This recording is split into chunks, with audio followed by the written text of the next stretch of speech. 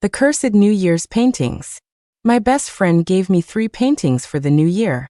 One for wealth, one for bearing a healthy son, and one for a long life. Delighted, I hung them all up immediately, thinking they were a great way to kick off the new year. But on New Year's Eve, my design studio was accused of plagiarism, and I was sued for millions in debt. Meanwhile, my previously unknown best friend became a genius artist overnight, with her paintings selling for a fortune. I tried to handle the crisis, 7 months pregnant, but my baby, who had been healthy at every checkup, suddenly died, its heartbeat gone. Then, all my organs began to fail overnight. My hair turned completely white, and even the most advanced medical technology couldn't find a cause. As I lay dying, my best friend came to visit me in the hospital. She was radiant, looking 10 years younger. She took my husband's hand and placed it on her own belly. I have some good news for you. I'm pregnant, and Ethan is the father. I know you lost your baby, but don't worry, I can give him another one. We're planning to have the wedding on the day of your funeral, to celebrate your death and our new beginning. My eyes widened in helpless fury, but I couldn't understand how she had done all this. Then I woke up, and I was back on the day my best friend gave me the paintings. Chloe, I painted these New Year's pictures especially for you. You should hang them up right away for good luck in the new year. My best friend, Jenna, stood before me with a sweet smile, holding out a few paintings. But my eyes flew open in horror, and I instinctively took a step back as if I'd seen a monster. I shakily touched my stomach. The baby was still there, safe. I had been reborn. I was back at the moment Jenna gave me the New Year's paintings. In my past life, Jenna had also given me 3 paintings.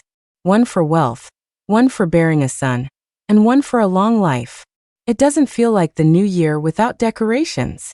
Put these up for a fresh start, she had said. I painted them myself. It took me days. I hadn't doubted her for a second. I was touched that she'd gone to the trouble of making such beautiful paintings for me, and immediately hung them on the wall. But that New Year's Eve, as I was preparing dinner, I suddenly got the news that my studio's work had been exposed as plagiarism. I owned an architectural design studio, and one of my designs had won a gold medal at an international competition 2 months prior. But now someone had come forward, claiming my award-winning work was stolen. That design was my masterpiece, something I had poured my heart and soul into for months. Forgetting all about dinner, I rushed to the studio to find evidence to clear my name. But all the related files were gone, vanished as if into thin air. The plagiarism accusations, however, went viral with an eerie intensity, sending shockwaves through the industry. Within hours, clients were calling to question me and cancel their contracts. Some even threatened to sue me, leaving me on the hook for millions in debt. As I was dealing with the chaos, a sharp pain shot through my stomach. My baby, who nurses and doctors had always praised as perfectly healthy and active, had suddenly died in my womb, its heartbeat gone. I refused to believe it, but the doctors told me it wasn't just the baby. My own organs were also failing rapidly. Overnight, my hair turned completely white. The hospital called in specialists for emergency consultations, but even with the most advanced medical technology, they couldn't find the cause of my illness. Like an old woman whose time was up, I could only survive on a ventilator, clinging to the last few days of my life. That's when Jenna came to see me. She looked 10 years younger, radiant and stunningly beautiful. Right in front of me, she took my husband's hand and placed it on her stomach. Chloe, we're best friends, so I wanted to share my good news with you first. I'm pregnant, and the father is Ethan. Even though you lost your baby, I'll give Ethan a healthy one. Oh, by the way, we've already decided. The wedding will be on the day of your funeral. That way, you can be part of our happiness too. A celebration of your death, and the start of a new life for me and Ethan. My eyes widened in rage and despair, unable to comprehend how she had orchestrated it all. I didn't expect to open my eyes again, back on New Year's Eve, before any of it had happened. Looking at Jenna holding the paintings with that innocent smile on her face, a cold sweat broke out on my back. Looking at the 3 paintings she offered me, I just couldn't accept them with the same joy I had last time. Seeing that I wouldn't take them, Jenna's lip trembled. She looked down, her voice catching. Chloe, do you think the paintings are ugly? Or is my gift too cheap for you? I painted these with my own hands. Each one is a blessing for you. Please just take them. I dug my nails into my palms, forcing myself to stay calm as I coolly studied her expression. We already have our good luck charms up, and these paintings don't really match the decor. Jenna, I appreciate the thought, but you should take them back. Sure enough, a strange look flashed in Jenna's eyes. She wasn't giving up. I stayed up for nights to paint these for you. And you won't even look at them? Do you hate me that much? I looked at her, conflicted. Jenna, it would be a waste to give them to me. Why don't you give them to someone who would appreciate them?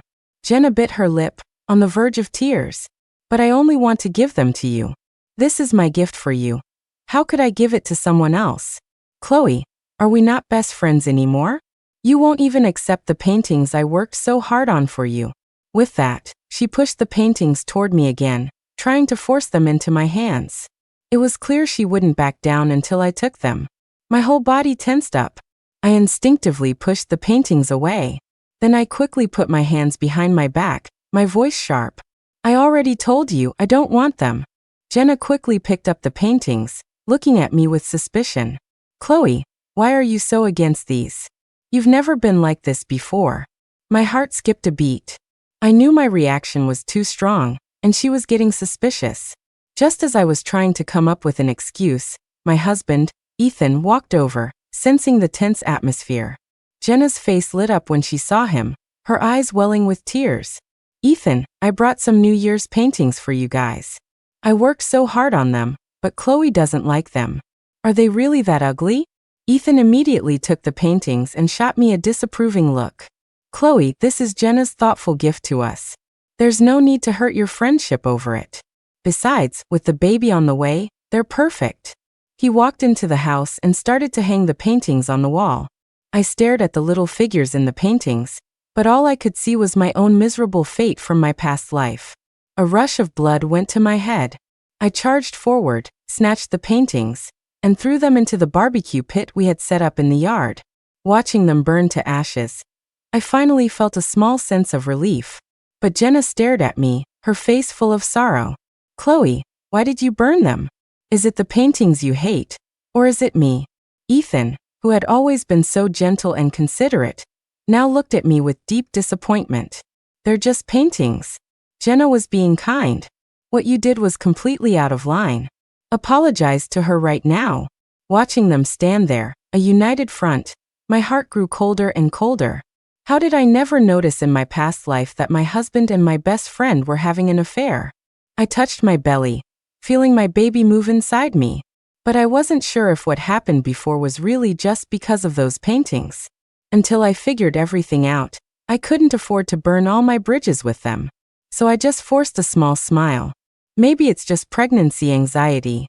I need to go out for a walk and clear my head. Without waiting to see how Ethan and Jenna would react, I left. The moment I was out the door, I messaged my team at the studio, telling them to keep a close eye on online chatter. Then I went to the hospital alone and scheduled a full physical for myself. My 7-month-old fetus was still quiet and safe inside me. But in my last life, my baby's heartbeat just suddenly stopped, and my own body withered like a dying flower overnight. I had to find a way to save my baby and myself, to avoid repeating that tragedy. The hospital was quiet on New Year's Eve, so there were no lines. I finished a full set of exams quickly. Just as I sat down and took out my phone, I saw over a dozen missed calls from my assistant. My message inbox was full of links from her, littered with exclamation points. Chloe, someone's saying your award-winning design was plagiarized. It's all over the internet, and a bunch of clients are asking what's going on. My heart sank. Why was this still happening? I burned those paintings. Was it not the paintings that were the problem? Before I could think any further, a sharp pain shot through my stomach. A warm liquid trickled down my leg. I knew this feeling all too well. My water had broken. The baby was coming. Forgetting everything else, I grabbed a passing nurse and begged for help. Help me. I think my baby is coming early. The nurse panicked and quickly called for help, rushing me to the delivery room. After a long night of struggle, I finally gave birth. I only had a moment to see him, to confirm he was safe. Then an overwhelming sleepiness took over, and I drifted into a deep slumber. When I woke up, the first thing I saw was Ethan sitting by my bed. He looked at me, his expression heavy with grief. "Chloe, the doctors said the baby's heartbeat just stopped. We can have another child. The most important thing now is for you to take care of yourself." The last thread of hope in my mind finally snapped. Tears streamed down my face. Why, after getting a second chance, did I still fail to save my child? I gripped the bedsheets, my eyes red as I stared at Ethan. The baby was fine before. Why did he suddenly die? Why? Ethan just looked at me with a pained, stoic expression. But the memory of him and Jenna standing by my bedside, beaming with happiness as they flaunted their own baby, telling me it didn't matter that mine was dead, was still fresh in my mind. Looking at his face now just made me sick. Ian. Just as I was about to demand the truth for myself and my dead child, the doctor walked in. His face was grim. "Miss Thorne, based on your physical results from last night and the latest tests, your organs are failing at an extremely rapid rate. But no matter what we do, we can't find the cause." In that instant, all my strength seemed to drain away. Everything that happened in my past life was happening all over again. I didn't listen to the doctor's advice to stay in the hospital for treatment. Ethan kept trying to convince me to stay, saying it was the only way to get better. But I knew staying in the hospital meant waiting to die. There was nothing I could do there. This time, I refused to just sit back and accept my fate. But I never expected that when I got home, I'd find 3 brightly colored New Year's paintings hanging neatly on the wall. I froze, staring at them in disbelief. I burned them. Why were they back? "Ethan, where did these come from?" Ethan paused at the door, then said nonchalantly, "Jenna dropped off another set while you were out. She wanted to apologize. I figured we shouldn't make things too awkward with her, so I hung them up." I couldn't stop myself from questioning him. "Who told you to do that? Didn't I say I didn't want them up?" Ethan kept up his usual agreeable act, but his eyes were dark and unreadable. "Chloe, you still don't like them? That's fine, I'll take them down." But the damage was done. What was the point of taking them down now? I wanted to scream, to have a hysterical fit. I wanted to grab Ethan by the throat and take him down with me. But as the words reached my lips, I forced myself to stop. I couldn't let them know that I knew their true colors. My only chance was to act in secret. "Chloe, what's wrong? You look so pale." Ethan noticed my expression and reached out to me. I gently pulled away, afraid my trembling would give me away. Making up a quick excuse, I went to my room to rest. I went online and looked up the national art exhibition Jenna had participated in during my past life. Sure enough, on the homepage, there was a painting with her name on it. The comments below were full of praise, calling Jenna the dark horse of the exhibition. Jenna was also leveraging the exhibition's buzz on social media, doing live stream sales. I clicked into her live stream and saw her glowing face, looking much younger than the last time I'd seen her. Viewers were asking about her skincare routine, saying she looked like she was 18. Jenna giggled and started promoting a product. "I've always used this brand's skincare set. The moisturizing effect is amazing, and it keeps your skin firm. It's safe for pregnant women too. Look, here's my ultrasound report." Jenna held up a report. The date was today, but it showed she was already 2 months pregnant. I asked in the comments, "Are you really 2 months pregnant? You never said you had a husband. I thought you were single." Jenna smiled shyly at the camera, her face radiating happiness. "He's not my husband yet, but we're getting our marriage license in a few days. We want to give our child a stable, happy home." Just then, a user sent Jenna 10 rockets, a huge virtual gift. The message read, "You're working so hard, honey." The comment section exploded, with fans asking if it was her husband. Jenna smiled and confirmed it. I clicked on the user's profile. Most of his posts were simple daily updates. One video was geotagged to my neighborhood. Another video showed 2 hands I recognized all too well. One was my husband Ethan's, our wedding ring clearly visible. The other was my best friend Jenna's. Their hands were clasped tightly together. Scrolling further back, I saw the account had hundreds of posts, all of him and Jenna. There was no end to them. I stared blankly at the congratulatory messages in the live stream, feeling like I'd been slapped across the face again and again. So my best friend and my husband had been sneaking around behind my back for this long.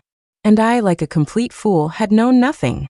The next morning, I told Ethan I was checking into a care facility to rest and recover.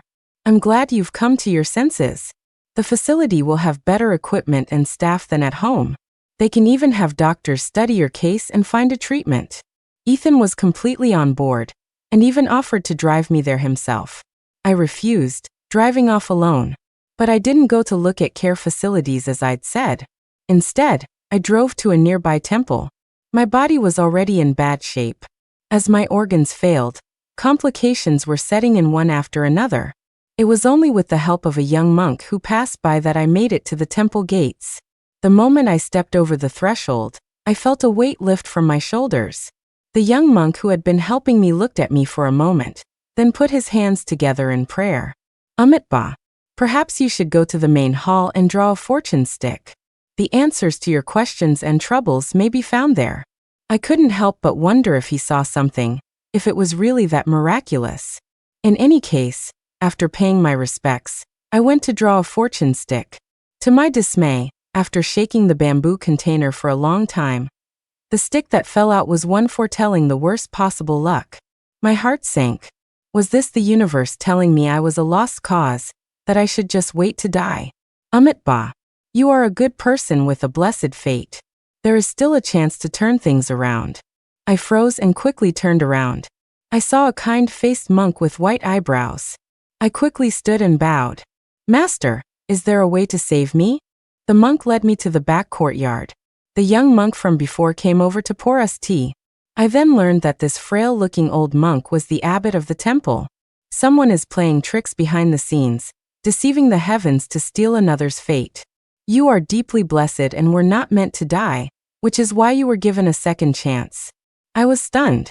I met the abbot's knowing gaze and realized he knew I had been reborn. Was this my turning point? Without hesitation, I told him everything that had happened. I looked at the abbot with hope in my eyes. Abbot, now that things have come to this, is there any way to fix it? The abbot pondered for a moment, then took out a talisman and placed it in a small sachet for me. This talisman will protect your soul and keep you from immediate harm. But you must remember, bring those paintings to me as soon as possible. Only then can I perform the ritual to solve the problem. As I held the sachet, I felt a warm energy flow from my palm through my entire body. The accumulated chill dissipated, and the panic in my heart began to subside. At that moment, I finally knew I wouldn't repeat the mistakes of the past. This time, it was my turn to flip the script. After thanking the abbot, I rushed home without delay.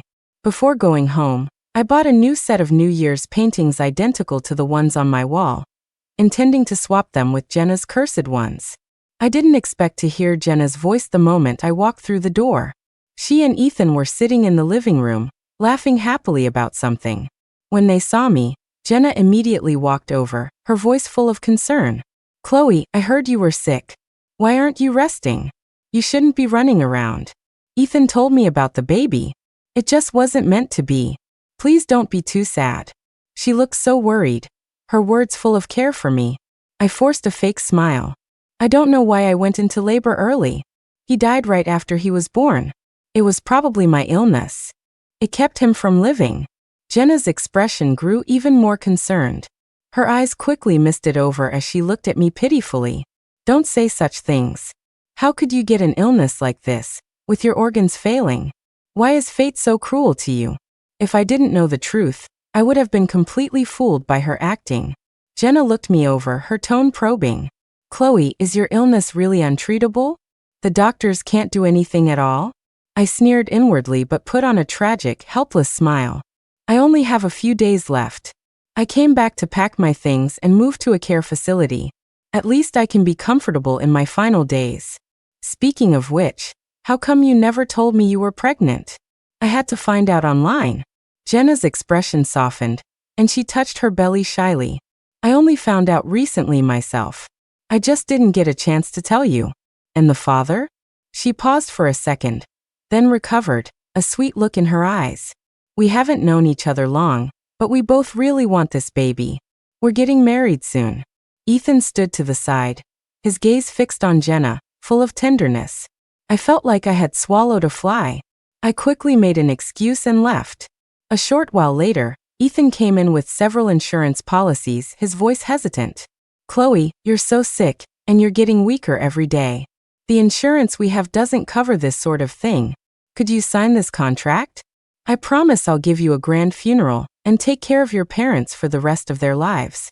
I looked at the undisguised greed in his eyes and felt my heart turn to ash. To think the man I shared my bed with could be like this. I must have been blind to marry him. But I didn't let it show. Instead, I signed the papers readily and then produced another policy for Ethan. "Ethan, I'm not going to live much longer. I don't have much to leave you. The payout on this policy is much bigger, so I bought it too. After I'm gone, you'll have some extra money. Think of it as compensation for me not being able to be with you." The only difference with this policy was that if either spouse died, the other would receive the payout. Ethan signed without suspicion, even hugging me emotionally. "Chloe, I'll love you forever. I'll take good care of your family for you." I curved my lips into a smile and said nothing. I packed my bags and moved into the care facility, secretly taking Jenna's paintings with me. Without wasting any time, I took the paintings to the temple to see the abbot. The 3 paintings were laid out on the stone table, one for wealth, one for bearing a son, and one for a long life. The abbot examined them closely, then painted a talisman in cinnabar on each one. He then took them into the hall and lit them with the eternal flame. I was surprised. I've burned the paintings before, but Jenna just brought over a new set. Nothing changed. The abbot smiled. "Do not worry. These paintings are cursed with malevolent energy, allowing them to steal another's fate. That is why you have suffered. The paper is merely a vessel for the curse. A normal fire cannot destroy both the vessel and the curse. I have sealed the curse to the paper, and by burning it with the eternal flame, the malevolent energy will be completely eradicated." Sure enough, as the paintings burned, they seemed to come alive, writhing in the flames. A thin black mist seeped out, trying to escape, but it was trapped on the paper. Soon, the 3 paintings were completely gone, not even ash remained. The moment they were incinerated, I felt an unprecedented lightness in my body. It was as if life force was flowing back into me. My head of white hair instantly turned back to its lustrous black. I was almost moved to tears. The thing that had tormented me for 2 lifetimes was finally gone. Before leaving, I asked the abbot to perform a rite for my child's ashes, and also asked him about Ethan. He likely used some sort of dark object to counteract the curse in the paintings. Now that the curse is broken, he will suffer the backlash. With my questions answered, I bowed deeply to the abbot. "You saved my life. I will return one day to repay your kindness." The abbot just chuckled and sidestepped the bow. "Everything happens for a reason. I have merely set things right. If you wish to show your gratitude, do more good deeds, and you will live a life free of worry." I thanked him again, deciding that once everything was resolved, the first thing I would do was donate money to repair the temple. Although my health was restored, I didn't go home. Jenna was eagerly waiting for me to die, and Ethan was in on it with her. I preferred to stay at the care facility. With my life no longer in danger, other things started to improve. The plagiarism accusations didn't have as big of an impact as last time, because I had monitored the online sentiment in advance. And because I had my assistant save all the evidence beforehand, the truth was quickly clarified. Now my studio is suing the person who spread the rumors. My lawyer says we have a solid case and victory is certain. I checked in on Jenna's live stream again. Her painting was still on display at the National Art Exhibition, and her live streaming career was booming because of it. But recently, problems had started to crop up. Jenna would often do simple portrait sketches during her streams as prizes for her fans. But lately, her drawings had been complete disasters. Her skill level had plummeted, and some people even accused her of using AI to generate the art. The comment section of her videos was filled with mockery and suspicion. Isn't she an art streamer? Why is she selling stuff all the time? Is she that desperate for money? Her drawings have been so ugly lately, it's like she's a different person. Is she not going to explain? Is she for real, or is this just a gimmick? I bet that painting in the National Exhibition isn't all it's cracked up to be. The art keeps getting worse. Unfollowed. It's an eyesore. The popularity of Jenna's livestream was dropping, and her follower count had stalled, even shrinking slightly. Watching the color drain from her face during her streams brought me immense satisfaction. Perhaps they sensed their luck had turned. Both she and Ethan came to the care facility to see me. I hadn't revealed that my health had improved. I even dyed my hair white again. I maintained the persona of a dying woman and met them in a wheelchair. Jenna's eyes were red, and anyone who didn't know better would think she actually cared. Chloe, you're so thin. Are they not treating you well here? Why don't you come home? Ethan and I can take care of you together. Ethan also looked concerned. Yeah, honey, you're not getting better here. Why don't you come home with us? It must be so lonely in a care facility. I closed my eyes, my expression one of despair. The doctor said I only have a few days left. I'd rather enjoy my last moments here than be hooked up to an oxygen tank like a vegetable. Please, just let me have some peace. I don't want you to see me like this. When I'm gone, just remember to come get my ashes. After some back and forth, they finally left, looking relieved. I watched them go, a cold smile playing on my lips. I can't wait to see the looks on your faces when you find out your little scheme has failed. Jenna's live streaming career was in decline, but it didn't seem to faze her much. After all, her biggest chip was the $1 million painting from the art exhibition. In a few days, the buyer was scheduled to hold a signing ceremony with her. The buyer's company needed the painting for a cultural campaign, and Jenna needed the ceremony to make a name for herself. The signing ceremony was a huge affair, and it was being live-streamed. I was watching from the shadows, following the broadcast closely. At the event, Jenna was all smiles, shaking hands and chatting with the buyer. After both sides gave their speeches, they began to sign the contract. Just then, the large screen behind Jenna started playing a video. In a familiar-looking house, Jenna and Ethan were wrapped in an intimate embrace. But the words they spoke sent a chill down your spine. Ethan, are you sure Chloe won't be mad if she finds out we're doing this in her house? Ethan frowned, tilting Jenna's chin up to kiss her. Why bring her up? Such a buzzkill. That bitch is dying anyway. She's not coming back. Are you not happy living here with me? Once she's dead, all her assets and the insurance payout will be mine. I can marry you then, and she'll be out of the picture. Jenna, you know I love you.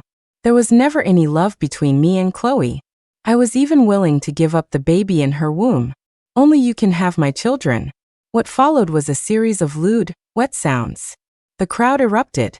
The scene spiraled out of control. Reporters, smelling a scandal, swarmed forward, their cameras capturing every detail of Jenna's reaction. Ms. Tan, is that you in the video? What is your relationship with that man? The man appears to be married. Are you knowingly the other woman? What do you mean, she's dying? Is the man's wife in critical condition? Are you involved? Who is the wife? Does she know about your relationship? Jenna's face went white. She dodged the cameras in terror, trying to unplug the screen. But the reporters wouldn't let her go, blocking her path completely. She gritted her teeth and snapped. This is my private life. Someone is deliberately trying to frame me. Today is the signing for my artwork. That's what you should be focusing on. Those baseless rumors are all fake. However, the moment she said that, as if on cue, a clear voice cut through the crowd. You're a morally bankrupt person who acts as a homewrecker in your personal life and built your career on plagiarism. In an instant, all eyes turned to the new speaker.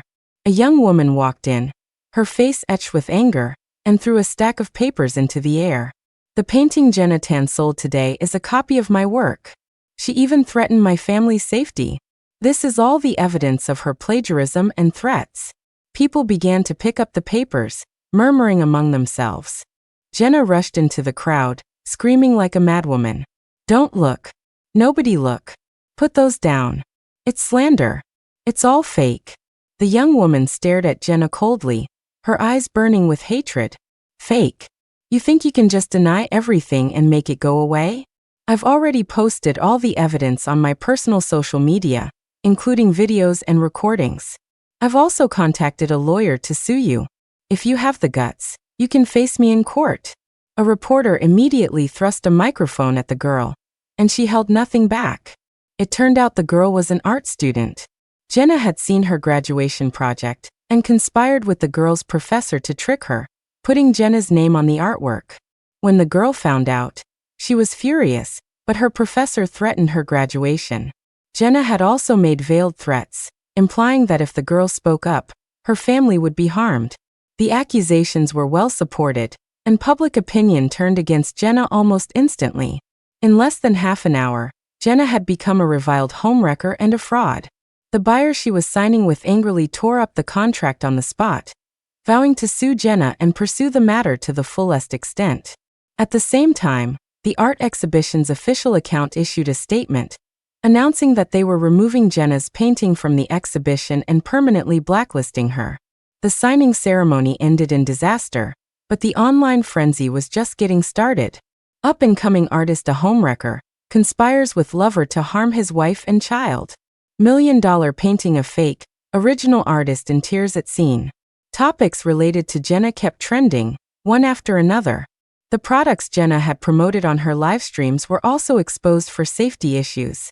Many netizens claimed the products they bought from her were unlicensed junk. The skincare caused allergic reactions, and people found bugs in the food. A massive, public crusade against Jenna raged on for days.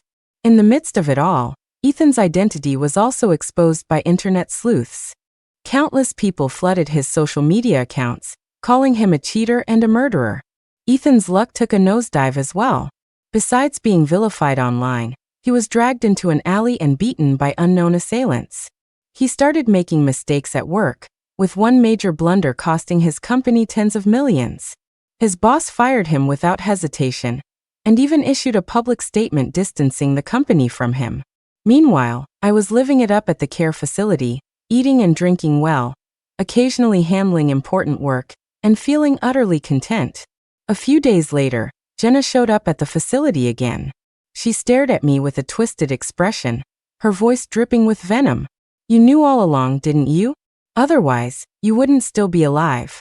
You ruined my plan. Why couldn't you just die quietly and let me have my happy ending?" I looked at her and scoffed. "Let you smoothly make money, get pregnant, and run off with my husband and my money? Is that it? Jenna, what did I ever do to you that you had to treat me this way?" I truly didn't understand. I thought I had never wronged her. I always thought of her, treated her like my best friend, only to be stabbed in the back by the two people closest to me. Her face was contorted, bearing no resemblance to her usual pretty self. "You have the nerve to ask me why? You used your smarts and your looks to make me your sidekick. Why should you get to have it all, a great career and a happy relationship, while I'm just your accessory? It's all your fault I'm in this mess. You're the one to blame." I was utterly disappointed. To think I had poured my heart out to her, and this was how she saw me. She was truly biting the hand that fed her. There's no need to say any more. We're clearly on different paths. If you had said this sooner, I would have stopped being your friend long ago. Let's just never see each other again. But Jenna wasn't ready to let it go. "You made me lose everything. If I can't be happy, you don't get to be either." With that, she pulled out a small knife and charged at me. I watched her, my eyes cold, not moving a muscle. Just as she was about to reach me, a group of police officers burst in and restrained her. I had been playing games with Jenna for a while, and had secretly called the police beforehand. Attempted murder was enough to put her behind bars for a good few years. After Jenna was arrested, I bought a new house. I planned to sell the one I had shared with Ethan. Just as I filed for divorce, Ethan came to me, begging for forgiveness. He had been fired from his job and had become infamous online. He couldn't find work anywhere, and had been living in squalor for days. I shook him off, my voice icy. "You reap what you sow. You cheated on me with Jenna, and let my child die. You deserve the consequences. Jenna is carrying your child. Don't you want to marry her? Sign the divorce papers, and you can be with her. I'm setting you free." Ethan blubbered, trying to claim that Jenna had seduced him, and that he was the victim. "Chloe, she bewitched me. Jenna knows dark magic. It was all her fault." "I love you," I sneered. "You love yourself." I showed no mercy. I hired the best lawyer to make sure Ethan left the marriage with absolutely nothing. I just never expected to hear news of his death a few days later. Jenna had applied for and was granted bail because she was pregnant. Ethan went to confront her, and during their argument, they both fell from a building. According to the security footage, neither was willing to let the other go, preferring to drag each other down to their deaths. I felt nothing. In fact, it saved me the trouble of a lawsuit. Now it was my turn to take Ethan's inheritance and start my new life. The end.